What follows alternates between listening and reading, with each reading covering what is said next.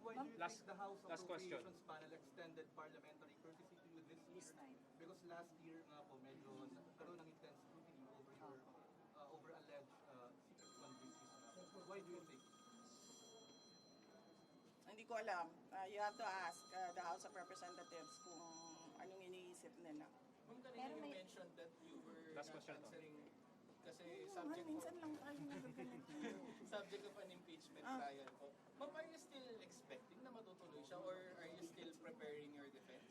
Oh yes, kasi kung hindi man yan matuloy ngayon, 2025, I'm sure mag-file yan 2026, mag-file yan 2027, or even siguro 2028, right before the presidential elections. So, this is all about the presidential elections of 2028. How do you react to criticisms about your travel expenses when you don't bring home travel investment pledges? Oh, I'm sorry, again, wala akong kinuhang pera ng gobyerno sa mga biyahe ko abroad. Okay. Ma'am, babalik po kayo sa plenary deliberations. Babalik po kayo sa plenary deliberations. So, support po ba kayo sa Kong Jose Alvarez sa plenary deliberations ng budget? Ay, pinag-iisipan ko kasi naaawa ako sa kanya eh. Naawa ako kasi he's already 81 years old and kanina, nung nasistress na siya, kaya pinapatawa ko.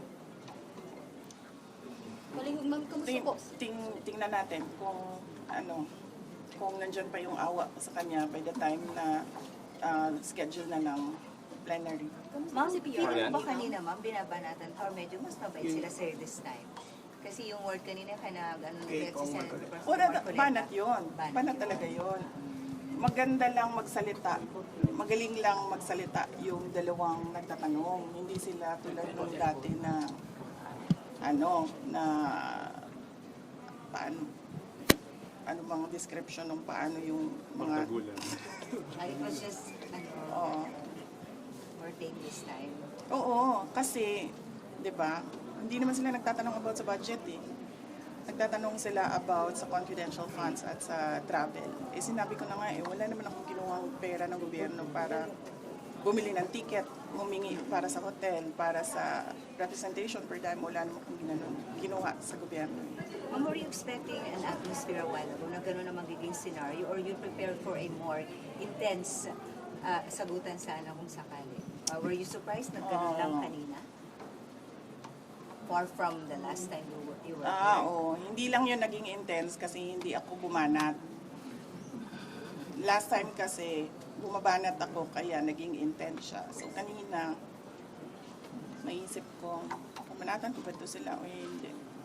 Ba't nga ba hindi? Ba't nga po ba? Naaawa ako kay Congressman Pepito Alvarez kasi he's 81 years old and I do not think that he can handle the stress of an intense and heated budget hearing. Marian. Kamusta po yung dad niyo po? Tumawag siya last Friday. Monday ngayon. Hindi siya tumawag kahapon. Last Friday siya tumawag. It's okay. Paano okay? Can you elaborate po? He's okay. Nag-usap kami about politics. Nag-usap kami about flood control. Nag-usap kami about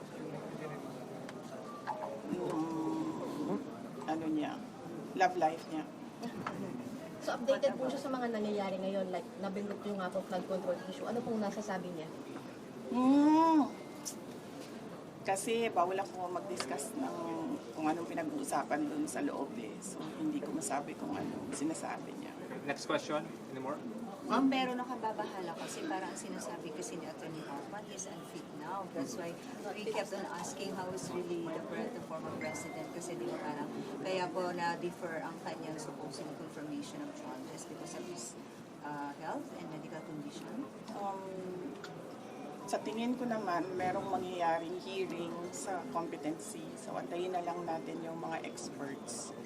Both sides, sa ICC, sa prosecution, sa defense side. I'm sure maglalabasan yung mga experts para sabihin kung ano yung problema.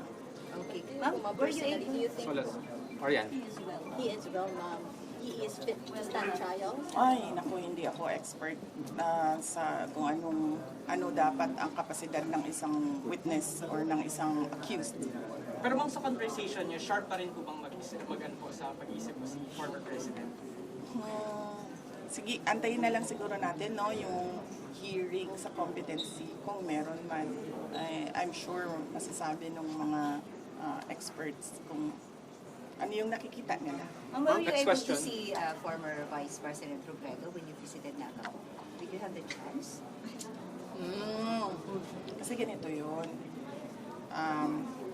Noong nakita kami ni Vice President Robredo sa bahay niya, alala nyo, That was hindi naman odd yun. Hindi odd yun sa akin kasi binibisita ko talaga yung mga former vice presidents. Nag-courtesy call ako sa kanila, nagpapakilala ako. Sinasabi ko kung ano nangyayari sa opisina, ano yung projects ngayon, mga ganun, updates. At dahil doon, pinanatan si Vice President Leni Robredo ng mga kasama niya, mga yellow, mga pink, particularly ni Senator Trillanes. At hindi ko kasi gusto yung nagaganon yung isang former vice president. Being a vice president, ayoko yung ginaganon ang mga former vice president. So, for this visit sa Naga City, nagdesisyon ako na huwag kami magkita para wala nang masabi ang mga tao about former Vice President Leni Robredo. Haji. Usap po kayo. Kayo to. Hindi man, wala kaming numbers sa isa't isa. Haji. Opo. Ma'am, Madam Vice President, magandang tanghali po. Baka lang po aware po kayo sa recent moves po ni Cavite Representative Kiko Barzaga sa House. Parang china-challenge niya po kasi yung leadership ni House Speaker Martin Romualdez, ma'am. Oh, dapat lang. Dapat lang talaga. Dahil nakita niyo naman yung budget 2023, 24, 25. Malamang agawan na naman yan ng budget sa 2026. At lahat yung mga past budgets natin, makita natin na it was under the leadership of Speaker Martin Romualdez. Ma'am, dahil hindi mamatay-matay yung issue ng ouster attempt dito sa Kamara, kayo po ba may personal po ba kayong bet for the speakership? Wala, hindi ako, masyadong madami kaming inaasikaso sa Office of the Vice President para ko isipin kung anong nangyayari sa House of Representatives. Other matters, ma'am, baka meron din po kayong comment dun sa independent commission po ng Pangulong Composition. Baka may any comment din. Pag ikaw presidente ba, tapos alam mo na kung anong nangyayari. Tapos nakikita mo na based on the budget kung paano binaboy yung pera ng bayan. Mag-aantay ka pa ba ng komisyon o ng Truth Commission o ng kung anong komisyon yan? Actionan mo kasi kaagad dapat yan. Unang-una, sinabi ko na noon, nag-appoint siya, nagpumili siya ng speaker na involved sa bribery nakalagay sa isang kaso doon sa Amerika. Klarong-klaro na doon nakita na involved siya sa racketeering and sa bribery. So, ikaw ba, presidente ka pa, ilalagay mo ba yung ganyang klaseng speaker?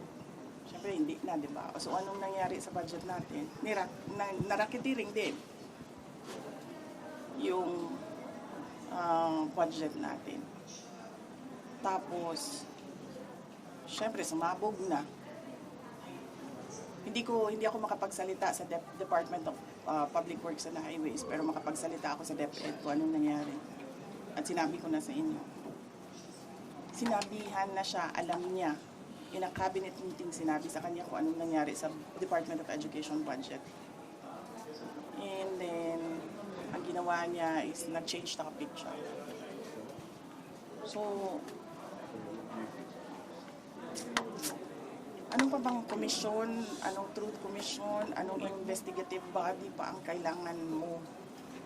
Nandyan na yung budget, nakikita natin kung paano siya kinuha. Di ba dapat nun, diretsyo mo na gawin, tanggalin mo na yung speaker mo, ayusin mo na yung sabihan mo na yung mga kaalyado mo sa House of Representatives, ayusin ninyo yung budget. Tapos panagutin mo na yung mag-lifestyle check ka na dyan sa mga congressman at sa mga staff nila. Ang dami dyan, may bahay sa abroad. Diba? Ma'am? Masyado siyang hindi niya alam kung anong gagawin at masyado siyang mabagal gumalaw. Nagmamadali ang Pilipinas eh. Pero alam niya lahat ito, ma'am.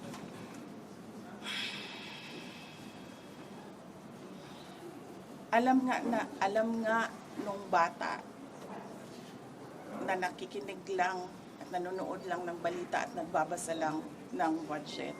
Presidente pa, hindi niya alam. Pero ma'am, di ba too late na po ba yung ginawa ni BBM? And of course, dapat po ba talagang kasuhan na si Speaker and si Saldico sa mga ginawa nila? Actually, hindi na nga siya too late eh. Nothing na nga siya eh. Nothingness na ang ginagawa ngayon. Ma'am, kaso, the Speaker was your campaign manager in 22. Were you not aware of these issues before? Hindi naman siya naging speaker noon eh. Ay, hindi ma'am. I mean yung bribery po, kasi na-mention niyo yung bribery, alleged bribery. Were you not aware during the 22 campaign? I do not remember the exact time kung kailan ko nalaman yung case doon sa United States kung saan nabanggit yung pangalan niya sa pagtatanggap ng bribery for the cases that were filed here in the Philippines. Pero hindi naman kasi ako ang pumipili ng speaker eh. Ang pumipili ng speaker ay ang presidente. At naging campaign manager lang naman siya by default eh kasi siya yung president ng partido ng Lakas. Ma'am, yung Any more questions? po sa Senate, ma'am. Senate po, ma'am. Sa Na naman? Hindi naman tapos-tapos yan. Please. Meron na namang Senate. Sabi ni SP kahapon, napaka na lang daw ito ng minority. Kaya medyo napikon sa Senator Bato. Karoon ulit ng heated argument yesterday. Hindi ko rin sinusundan kung anong nangyayari sa Senate. Pero nandun ako bukas, sabihan niyo yung mga kaibigan niya sa Senate. Hindi for budget hearing. Meron lang akong bibisitahin na senador. Ay, hindi ko pala banggitin yun kasi baka tumagal ako doon. Mamadali ako. May isa lang. Amy? Hindi si Senator Amy. Senator Amy, katext ko yan araw-araw.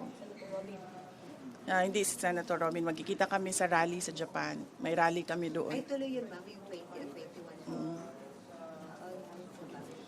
Alright. Thank you. Ma'am, thank you, ma'am. Thank you. Ma'am, thank you, ma'am. Thanks, ma'am. Sir John, thanks kayo. JC,